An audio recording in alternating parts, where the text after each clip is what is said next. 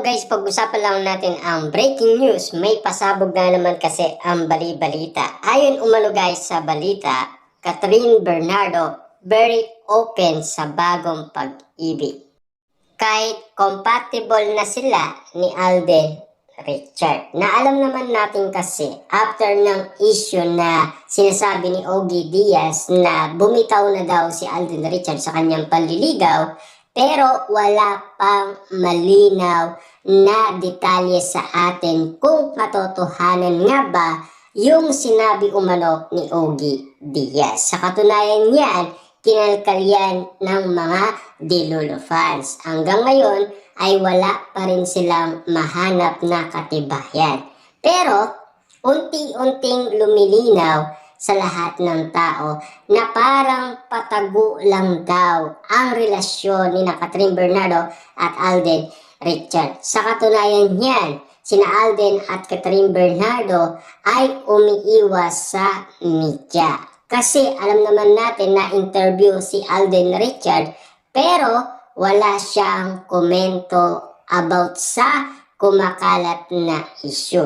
Sa katunayan niyan, nalaman single si Catherine Bernardo at nalaman din na single din si Alden Richard.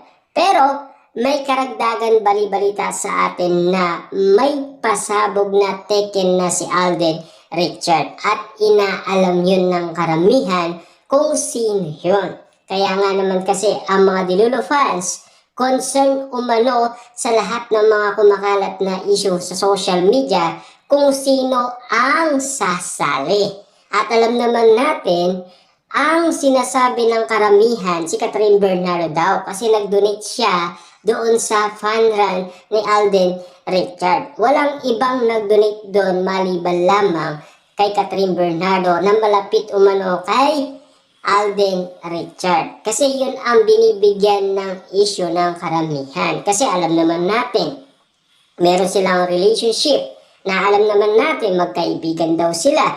Pero ang paniniwala ng iba, tulad ng sinasabi ni Ogie Diaz na legit na nanliligaw umano si Alden Richard kay Catherine Bernardo. Kaya ito madalas noon sa bahay ni Catherine Bernardo. At ayon pa sa bali-balita ni Ogie Diaz, nagiging masaya daw si Catherine Bernardo kapag nandoon si Alden Richard sa bahay ni Catherine Bernardo. Masaya daw ang pamilyang Bernardo. Ibig sabihin, kapag nakikita nilang nagiging masaya si Catherine Bernardo, ay masaya na rin sila. Pero mas igit na naging masaya ang mga pamangkin ni Catherine Bernardo dahil may mga pasabog si Alden Richard na nagbibigay siya ng mga laruan sa mga pamangkin ni Catherine Bernardo.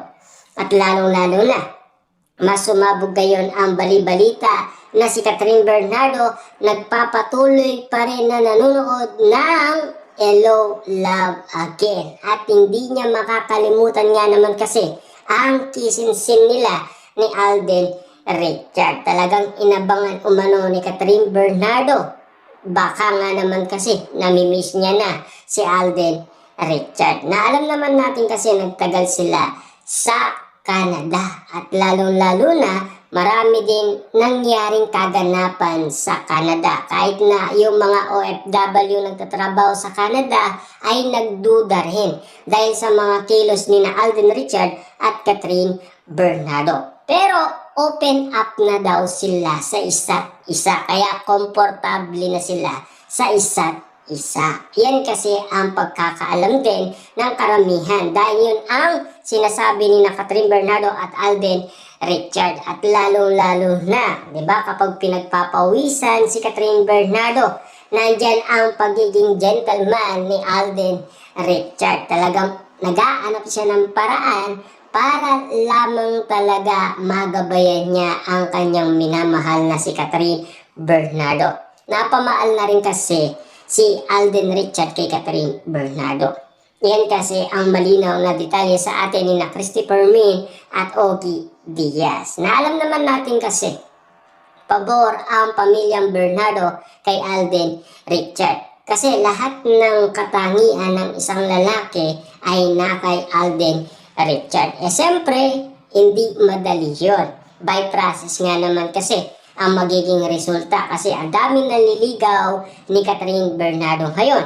At lalong-lalo na nagkaroon pa ng iba't ibang ula kay Catherine Bernardo. Sa katunayan yan, yun ay ula lamang. At iniintay pa natin yun kung mangyayari nga ba yun.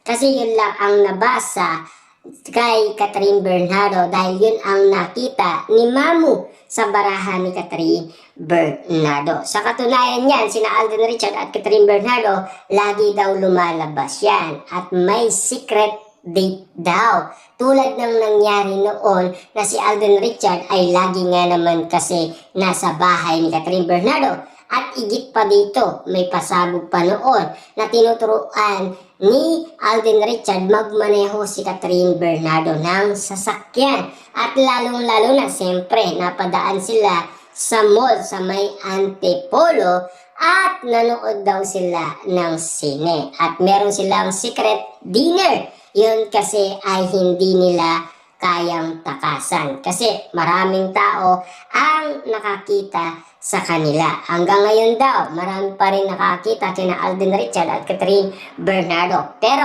ang ula kay Catherine Bernardo, 3 non-showbiz daw ang nanliligaw sa kanya. Wala doon sa nakitang baraan ni Mamu si Alden Richard. Pero noon, may usap-usapan kasi na parang merong secret na minamahal si Alden Richard. Alam niyo na siguro kung sino ang nakita ng ibang manghuhula sa hindi nakita ni Mamu. Siyempre, alam naman natin, ilang months na rin ang lumipas, diba? Patago nga naman kasi. Kaya hindi nabasa ni Mamu kasi tinatago nga naman kasi nila ang feelings nila sa isa't isa. Pero noon kasi siyempre, kalat pa yung promotion ng Katde.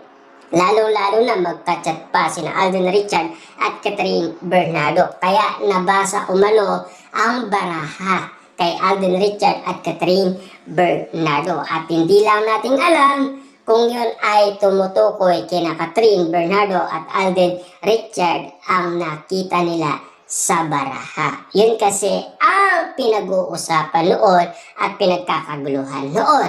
Lalo-lalo na yun kasi ay pinagpipestaan ng karamihan.